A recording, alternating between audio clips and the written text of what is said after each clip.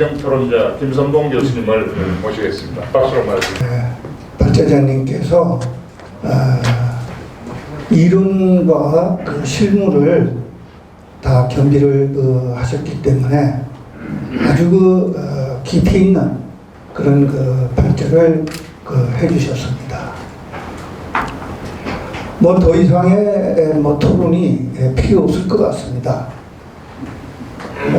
주로 이제 발제자님께서 법제적인 그런 측면에서 말씀을 해주셨고, 저는 경영학자로서 경영경제 관점과 사회관계학적 그런 측면에서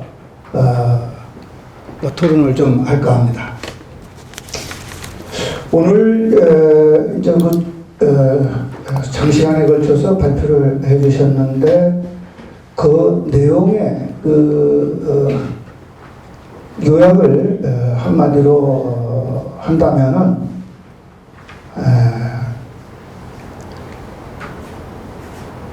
노동조합의 목적에 부합하는 그런 발제를 해주신 것 같습니다.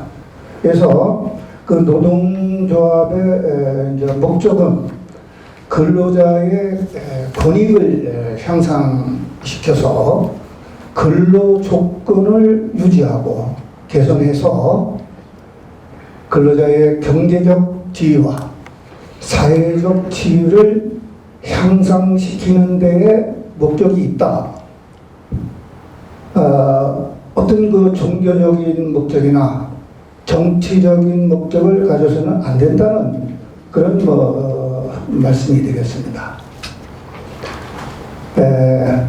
그래서 여기서 잠깐 우리나라의 노사 관계의 역사라고 할까요? 짤막하게 말씀을 드리면은 이제 첫 단추를 잘못 깼다는 얘기를 드리려고 하는 겁니다. 이런 노동조합의 근본 취지와 어긋나게 우리나라의 노동조합은 일제 강점기 시대부터 출발을 하게 되는 거죠.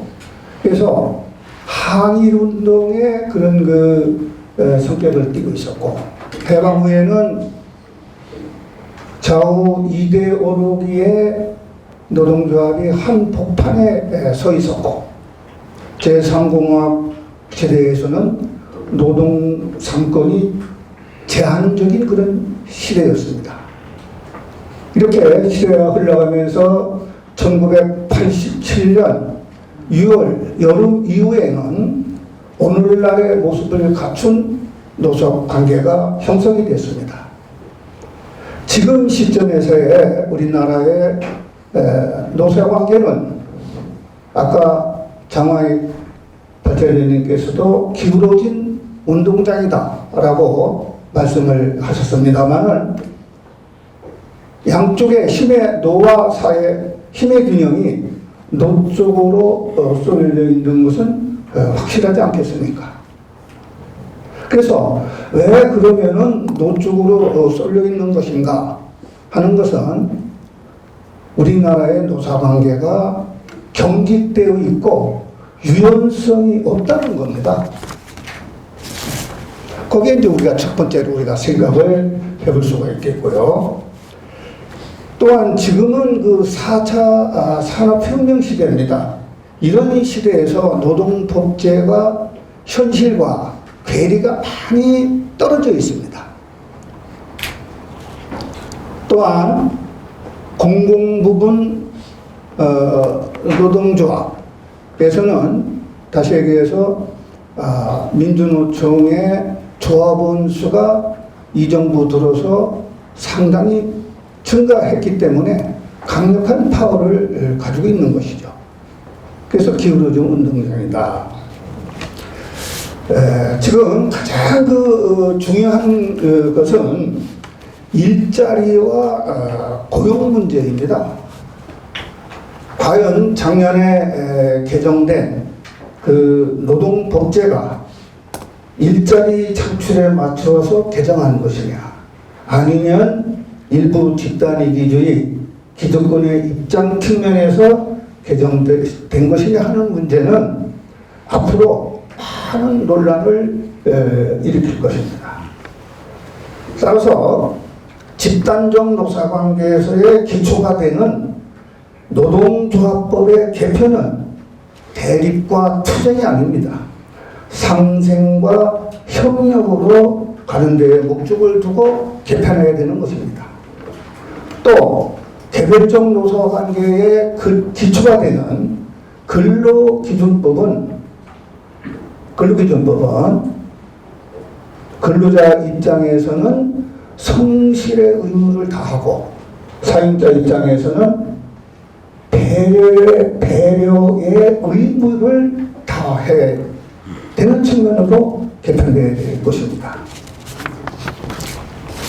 그래서 이런 문제들을 현재 이슈가 되고 있는 그런 몇 가지 문제를 지금 아주 자세하게 우리 장화익 발제자님께서 해주셨기 때문에 중복되는 것은 제가 이렇게 피하고 이슈가 되는 문제만 잠깐 또 말씀을 드리겠습니다.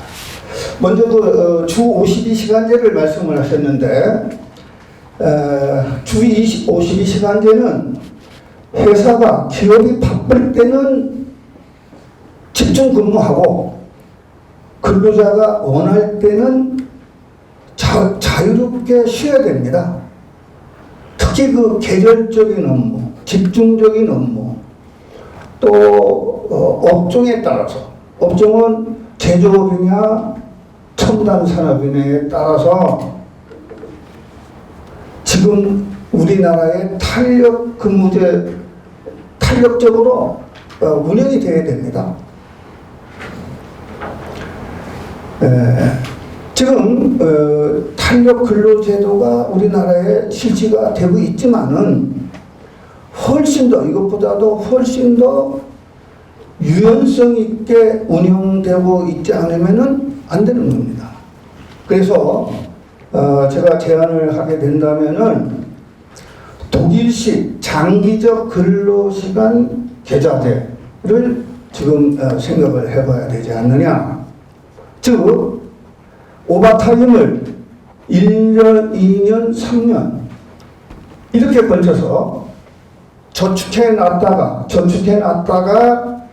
자유롭게 근로자가 그것을 자기 개발 내지는 기타 사항으로 그거를 활용을 하면 되는 겁니다.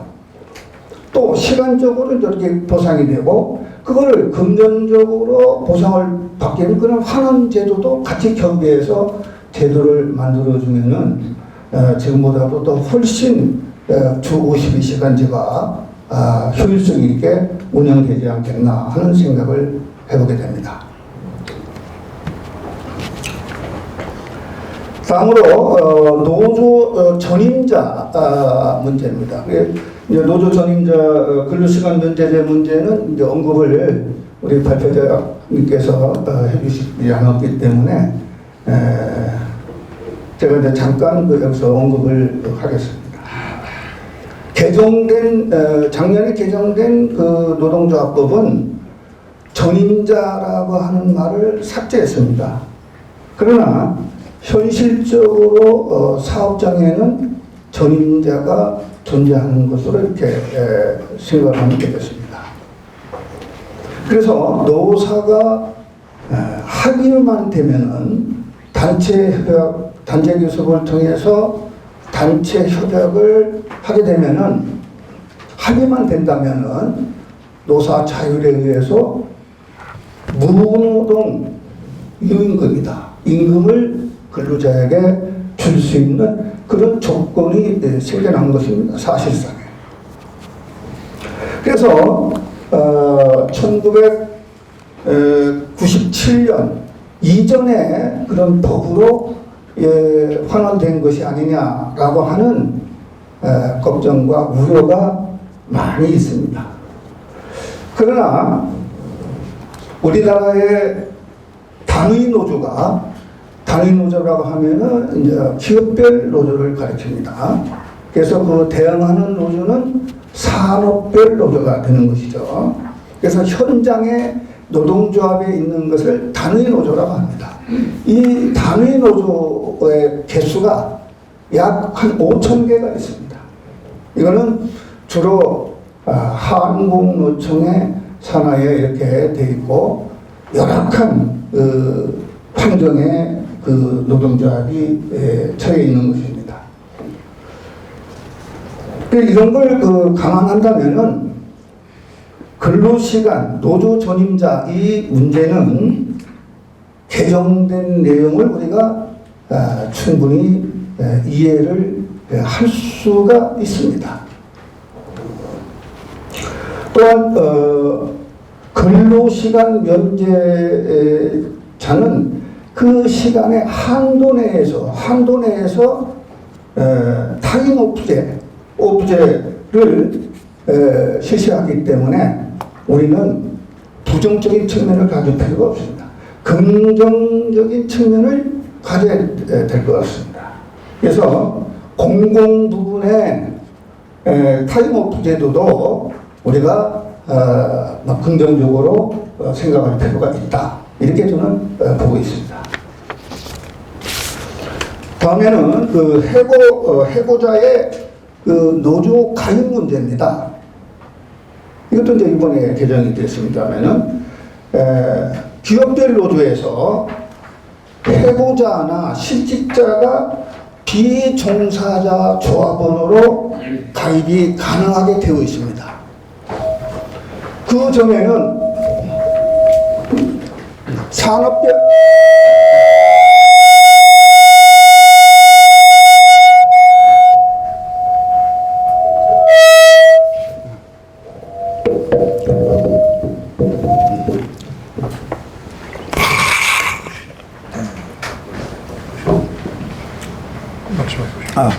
됐습니다. 네.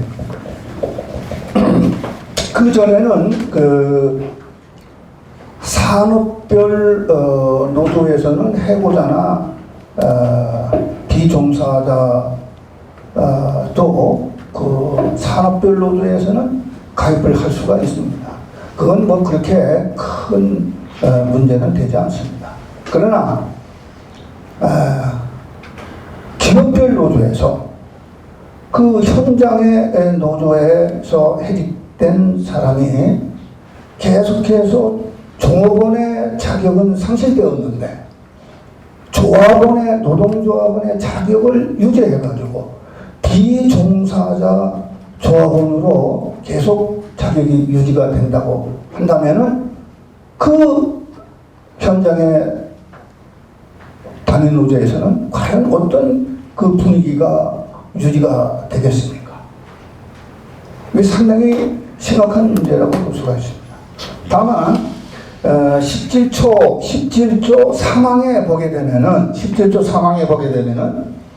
이런 그 비종사자 조합원은 대의원 그 노동조합의 대의원은 할 수가 없습니다. 또 쟁의 행위 절차를 마친 다음에 종업원 찬반 투표를 하는데도 참여는 할 수가 없습니다. 그러나 이 두 가지 문제는 위원 소지가 다분히 있습니다. 그 조합원의 자격이 유지되어 있는데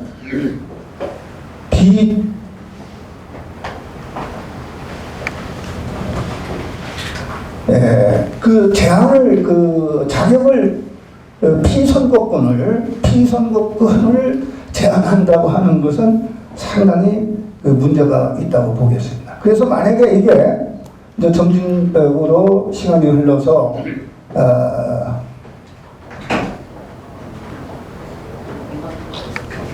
대의원도 할 수가 있고 또 찬반 투표도 할 수가 있는 상태에서 그 노동 단위 노조의 임원이 된다고 한다면은 비종사자 조합원이 임원이 된다고 한다면은 그 단체 교섭은 상당히 강경하게 끌어나갈 것이고 또 나가서 쟁의 행위로 돌입했을 때에는 아마 상당히 과격한 이런 그 행태가 보여질 것이 아니냐 하는 것을 우리가 예측을 해볼 수가 있는 그런 그 법 개정 내용입니다.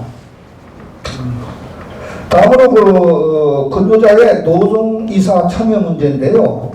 이거는 그 경영자 협회에서도 노동이사로 들어오게 되면은 비효율성과 에 따르는 갈등이 조장이 되고 또 기업의 정보가 유출이 되고 이런 그 문제로 인해서 경영제협회에서는 절대 반대를 하고 있습니다. 그러나 노사가 성실한 의무를 하고 또 사용자가 배려의 의무를 다 한다면은 노동이사제는 오히려 긍정적인 측면도 있다고 볼 수가 있겠습니다. 그다음에 지금 말씀하신 산업안전보건법을 강화시킨 건데 중대재해처벌법 문제입니다.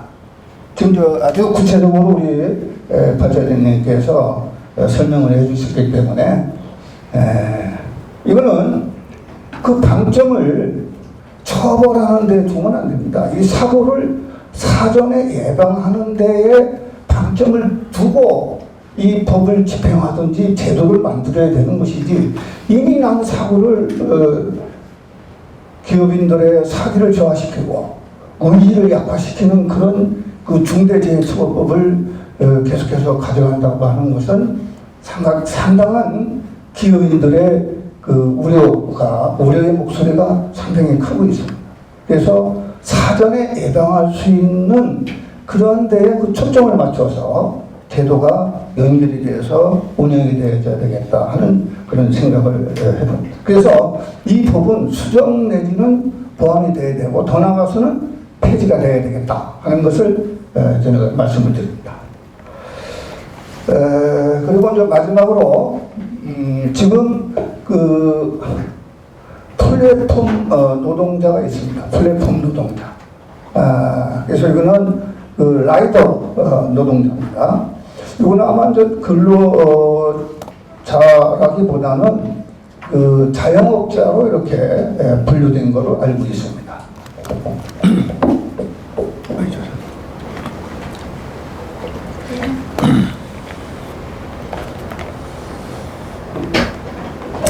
그래서 이분들이 한 39만 명 되는데요.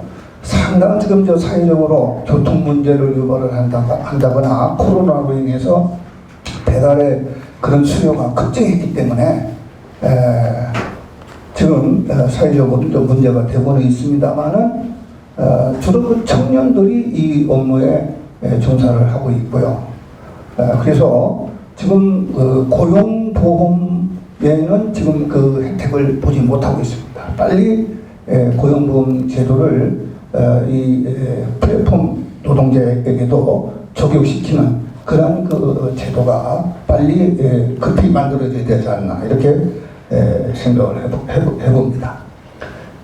이상으로 제 토론을 또 질문이 있으시면 말씀드리겠습니다. 이상으로 마치겠습니다. 감사합니다.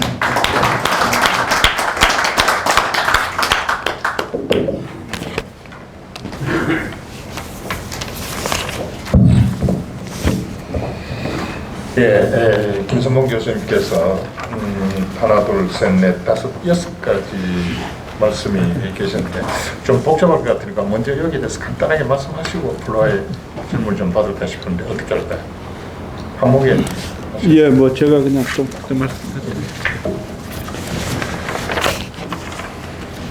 그냥 뭐 어떻습니까? 아니면 예, 제가 강의한 내용 설명드린 내용도 있고요. 또 빠진 부분에 대한 상세한 설명도 있었습니다. 근데 시간이 이제 한계가 있다 보니까 주 52시간 관련해서는 탄력 근로 시간제 자체에 대해서는 제가 설명을 드리질 않았었는데 그 부분에 대해서 어떤 독일식의 좀 과감한 어떤 그 근로 시간을 예치했다가 사용하는 부분에 대해서 말씀을 주셨는데 이 부분은 한국 사회가 선진국이 되면은 반드시 좀 그렇게 가야 됩니다. 그런데 자꾸 이거를 그 어떤 단기적으로 어떤 그 뭡니까 성과를 현금으로 나눠가는 쪽에 이제 어떤 노동조합 활동에 방점이 주어지다 보니까 이런 부분에 대한 어떤 장기적인 제도 논의가 안 되고 있는 부분이 아쉽고요. 노조 전임자 문제에 대해서는 참 그 큰 노동법이 개혁되면서 타임오프하고 그 다음에 그 뭡니까 전임자 급여 사용자 지급을 금지했던 부분인데 이게 다시 그 진보 정부가 들어오면서 어떤 그 삭제됨으로 인해 가지고 다시 회사의 그 단체 교섭의 주요 조건으로 뭐 전임자 임금을 다시 달라라든가 이렇게 주장할 수 있는 법적 근거가 생겨 있는 부분에 대해서는 저는 매우 좀 그 아까 사용자의 부당 노동 행위 자체만 있고 근로 노동조합의 부당 노동 행위를 규정하지 않은 미국식으로 봤을 때는 한쪽만 유리하고 한쪽은 불리한 이런 구조로 법이 바뀌었다는 부분에 대해서는 좀 저는 그 안타깝게 생각하고요. 중대재해처벌법에 대해서 뭐 즉시 폐지는 안 되더라도 매우 이게 법 집행에 혼선이 많습니다. 똑같은 내용을 비슷하게 달리 규정을 하면서 이 법을 걸어도 좋고 이 법을 걸어도 좋고 하게 되면은 현장에서 일어나는 현상이 매우 분명하게 다르지 않거든요. 두 법에서 적용한 것은 뭐 어느 법을 적용해도 현장에서는 별 관계없이 그냥 적용할 수 있습니다. 대부분. 그렇게 되면 사업주 입장에서는 굉장히 많은 부담이 되니까 좀 보완이 필요하다는 말씀에 대해서 적극 공감을 하고요. 그 다음에 해고자가 이 노동조합에 가입하는 문제에 대해서 이 정부 초중반기에 대단히 많은 어떤 그 우여곡절을 겪으면서 이 또 노동조합에 가입할 수 있는 부분들이 생겼는데요. 이 부분도 뭐 생각에 따라서는 매우 그 어떤 노동관계법이 이 사용자 입장에서 봤을 때는 매우 계약된 법이다라고 말씀을 드리고요. 플랫폼 노동자 부분은 고용보험법 적용을 말씀을 주셨는데요. 사실은 고용보험법보다 훨씬 더 문제가 되는 것이 여러분 그 비참하게 그 왜 오토바이 덤프트럭 앞에 이렇게 섰다가 출발하면서 그 플랫폼 청년이 그 사망한 그 선릉역인가 뭐 양재 강남역인가 거기서 영상에도 나왔지 않습니까? 그래서 굉장히 과로사도 많이 하고요. 뭐 코로나에도 노출이 위험하기 때문에 이 부분과 관련돼서는 표준 매뉴얼을 통해서 일단 노동 강도를 줄여야 됩니다. 근데 한국 사람들이 뭡니까? 뭐 돈 내기라 그러면은 뭐 죽을 살도 모르고 한다라든가 그렇게 해서 과로를 하는 거거든요. 이 부분은 그 자체의 노동 강도를 낮춰야 되고 저는 산업재해 산재보험이라든가 이런 산업안전 쪽의 부분이 매우 강력하게 좀 규제가 들어가야 될 걸로 생각이 되고요. 국민들이 요즘은 보니까 저도 우리 애가 뭡니까 음식 시키는데 1인분을 시키니까 한 2만 몇천 원을 시켰는데도 배달료 2,500원 들어있더라고요. 그래서 이제 정당하게 우리가 대공원에 앉아가지고 짜장면 시켜서 먹을 때 배달료를 충분히 내서 1시간에 한 2개만 배달해도 수입되도록 해줘야지 싸게 먹고 배달은 10분에 한 개씩 다녀야 된다. 이거 안 되지 않습니까? 그런 부분이라고 생각을 합니다. 제가 강의 안에 들어있지 못하는 부분까지 포함해서 어떤 적절한 그 코멘트를 해주신 데 대해서 감사드립니다. 감사합니다.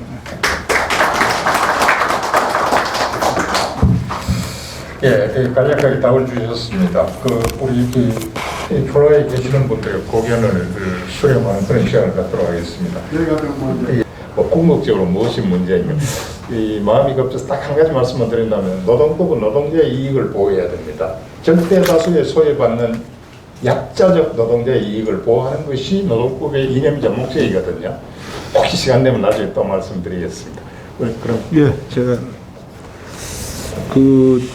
제가 말씀하시는 부분들이 다 맥락은 같은데 첫 번째 우리 뭐 역사적인 일본의 사례를 드셨는데요. 일본이 그렇게 그 선진국이 되고 하는 이유가 어떤 문제를 다룰 때 있어서 노동조합이든 경영측이든 어떤 장기적인 관점에서 합리적으로 양보와 타협을 했다라는 거 아니겠습니까? 이제 우리나라는 그런 부분에 봐서 아직 선진이 못 되고 있다라는 부분을 말씀하시는 것 같고요. 두 번째, 이제 우리 남 교수님도 뭐 여러 말씀을 주셨는데, 세 번째, 네 번째, 다섯 번째 다 해가지고 우리가 지금 특히 이거 중대재해처벌법 관련해서 말씀을 많이 주셨어요. 근데 이제 이 중대재해처벌법이 산업안전보호법과 같은 맥락에서 지금 진행이 되고 있는데, 한국의 어떤 산업안전이나 이런 기술 능력이 절대적으로 선진국에 비해서 떨어지겠습니까? 그렇지 않습니다. 상당한 수준에 있어요. 근데 다만 이제 또 한국 사람들은 감 잡으면 빨리 하잖아요. 그래서 우리가 맨날 자랑하잖아요. 두바이에 가가지고 세계 최고 건물을 최단 공기 단축해서 지었다고 맨날 우리가 수출해가지고 성공했다고 거기 가서 했을 때는 박수치고 국내에서 문제 생기면은 왜 그렇게 했냐고 이렇게 해가지고 했지 않습니까? 압축 성장을 하면서 이제 고도 성장을 했는데 분명히 과학기술이 발전하면서 이 사망재해 많이 줄었어요. 교통재해도 많이 줄었고 오염도 많이 줄고 다 많이 줄었지 않습니까? 다만 이제 한 명의 가치가, 생명의 가치가 소중하다는 부분에 대해서 그 준 숫자 이상으로 그 생명의 가치를 높이 보는 부분이 있다 보니까 어떤 국민의 관심사라든가 이런 부분이 높아졌고 그렇게 돼 있는데, 자, 이 안전 문제나 이런 것을 과연 과학의 문제로 볼 거냐, 어떤 문제가 생겼을 때 누구든지 두들겨 잡아가지고 그 사람이 희생양으로 삼고 넘어갈 거냐 하는 문제잖아요. 지금 이 중대재해처벌법도 결과적으로는 정치적으로 선거를 앞두고 급하게 통과가 되면서 누군가를 희생양으로 잡는 법을 만드는 것이 속 시원하다 통과된 거예요. 그러면은 우리 아까 한결에 말씀도 주시고 말씀 많이 주셨는데 변호사님도 주셨는데 실제로 과학적으로 그건 분석해가지고 그런 부분을 해봤냐? 그거는 아무도 안 합니다. 그리고 그거 하려고 하면 야 바쁜데 빠져봐 가는 거죠. 그렇게 됐다고 생각이 됩니다. 그래서 분명히 제도 개선이 필요하다는 말씀은 맞는데요. 자, 그러면 이 법이라는 게 선진국에 비해서 강하냐? 그러면 강합니다. 일본 법이 이미 우리 노동 관련돼서 일본법 참고 안 한 지 오래됐어요. 전 세계적으로 최고 좋은 강화 규정이 있으면 다 갖다 베꼈었지 지금 일본에 법 배우러 가는 사람 없습니다. 없고요. 우리가 다 만듭니다. 이제는 선진국 법령 공부하러 가는 이제 없어요. 법 안 갑니다. 잘 그냥 우리가 다 합니다. 근데 특히 노동 관련법은 여러분도 아시다시피 아무래도 진보 정부가 들어서면은 법제 강화가 급격하게 되고, 그다음 보수 정부가 가면 조금 진행되다가 또 진보 정부가 오면은 법제 강화가 아무래도 강하게 좀 많이 갖고 했는데, 이 중대재해처벌법에 대해서 비판하는 내용이 경영계의 볼멘 소리라고 얘기하는 것은 당연히 있는 소리지만은 적어도 이 법제 자체도 중복 처벌을 하면서 국회의원이 졸속으로 통과되다 보니까 법 시행과 관련돼서 시행령이라든가 이런 데 대해서 어떤 법조인들이 꽤 맞춰가지고 시행하기 어려운 정도의 규정들이 지금 많이 들어가 있어요. 봉합이 안 됩니다. 근데 어쨌든 법은 집행됩니다. 그러면은 이제 남아있는 것은 소위 칼찬 사람들한테 이제 권한이 가는 거죠. 근로감독관, 특별사법경찰관, 검찰, 그리고 마지막으로 이제 법원이 되겠는데, 이런 과정에서 굉장히 많은 혼선이 있을 것 같고요. 그런 측면에서 제가 말씀을 드린 거지, 단순히 경영인들이 좀 부담이 덜 된다 하는 정도의 간단한 차원에서 얘기를 한 것은 아니고요. 제가 방점을 뒀던 부분은 어쨌든 현실적으로 지금 법이 시행되는데 여기 계신 분들이 나는 근로자 입장에서만 서 있다, 나는 사업자 입장에 서 있다는 건 아닙니다. 이 법은 국민 전체에게 적용되는 법입니다. 그렇게 봤을 때 법이 합리적으로 수용 가능하게 적용되는 것이 중요한 것이지, 내가 A라는 입장에서 봐가지고 이거는 내한테 피해가 많아라고 얘기하는 간단한 문제 아닙니다. 여러분들 다 해당됩니다. 그래서 이 법과 관련돼서는 시행령이나 이런 부분들을 적용하기가 지금 어렵게 되어 있는 부분들이 굉장히 많이 있고, 노동부에서도 뭐 정치인들이 그렇게 막 포퓰리즘으로 막 통과시키는 법을 가지고 어떻게 하기가 좀 어렵지만은 늘 노동법들이 정치적으로 통과될 때는 그렇게 해왔어요. 근데 그걸 모니터링하는 기능은 없습니다. 누구도 관심을 안 가집니다. 새거 개혁법안 나오면 또 언론부터 다 거기 들러붙어 있기 때문에 그런 부분에서 말씀을 드리는데 한국의 산업안전기준 굉장히 높아져 있고요. 또 실제적으로 사망자 그렇게 교통재해 사망자도 많이 줄었지 않습니까? 뭐 기술도 발전하고 우리 교통을 잘 지키고 하니까. 근데 산업안전도 많이 줄었는데 지금 현재 얘기되는 것은 막 언론에 보도 한번 되고 나면 대한민국은 뭐 매년 사망재해가 막 몇 %씩 늘고 있는 것으로 우리가 느낄 정도로는 돼 있어요.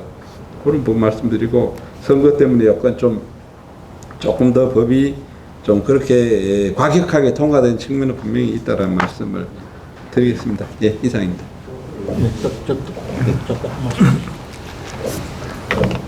저도 지금 그 장화익 청장님 답변 내용과 전적으로 동감을 합니다. 다만 그 첫 번째 그 질문을 해주셨는데 우리나라의 그 노사 관계가 상당히 대립적 관계에 있고 일본의 노사 관계는 뭐 우리가 이제 책에서 배울 때는 온정적인 노사 관계다 이렇게 저희들은 배웠습니다. 그래서 이제 그걸 다시 되새겨 보면은 노사가 대립과 협력의 그 동전의 양면이 있지만 결국은 그 상생을 해나가야 되겠다 하는 것은 진리인 것 같습니다. 따라서 신뢰를 회복하고 불신을 제거해서 노사 간의 신뢰를 회복한 가운데 단체 교섭이나 단체 협약을 했을 때에는 또 단체 협약이 일단 체결이 되면은 그것은 바이브에 해당되는 겁니다. 지침서입니다. 그 노사 현장의 지침서가 됩니다. 그래서 모든 것은 노사 합의에 의해서 이런 모든 법률 문제, 노사관계 법률은 노사 합의에 의해서 제정이 되면은 그거는 우선 현장에서 단체 협약으로 체결이 되기 때문에 그 단체 협약은 노사의 평화를 담보하는 그런 규칙이 되는 겁니다. 그래서 그런 방향으로 저희가 노사관계가 단체 협약 측면으로 발전을 해 나가야 되고요. 참고적으로 저 금년이 이민년입니다만은 호랑이 해잖아요. 그래서 그 한 집안에 호랑이가 2마리가 있다. 그래서 싸우게 되면은 호랑이가 2마리가 한 집안에 싸우게 되면은 그 집안은 망합니다. 그러나 그 호랑이가 협력을 하고 상생을 했을 때에는 얼마나 강력한 경쟁력이 여기서 나오겠습니까? 그래서 제 답변은 노사 관계는 신뢰의 관계고 상생의 관계다라고는 말씀으로 대신하겠습니다. 감사합니다.